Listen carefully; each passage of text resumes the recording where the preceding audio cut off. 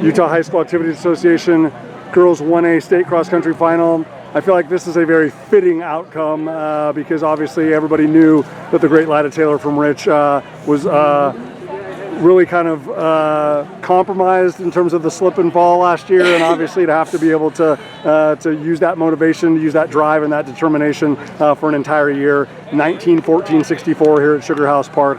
Absolutely incredible testament just to your courage and your ambition.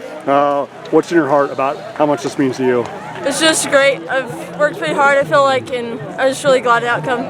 So, just in terms of obviously your fitness is better this year. You're stronger. You're faster, but you can only control the things that you can control. And I felt like the things that were out of your control last year, unfortunately, kind of tipped the scales in not the most favorable way. How did you use that and channel it in such a mature way? Because a lot of other people aren't able to use that to kind of direct the motivation in a positive aspect, but obviously not just today, but throughout the entire season you have. So how did you best build off of a really unfortunate outcome last year to be able to be the state champion, who I have the blessing of talking to today?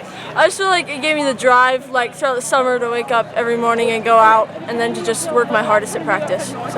So the fact that it wasn't raining today, the fact that the ground wasn't going to be slick and whatnot, were you feeling like, hey, like, this is a good sign? I was like, yeah, this is going to be a great race. I was ready. Most definitely. Obviously, that the Panguitch girls are always going to be strength in numbers, but you were so ambitious from the gun. Like, was it important for you to really kind of, whether it was Jen from Bryce Valley or any of the Panguitch girls, like to set a really ambitious pace in the first mile, and not leave yourself to potentially have someone coming up on you like in the last mile or the last K?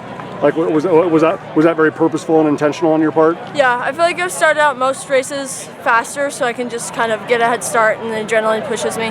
So yeah.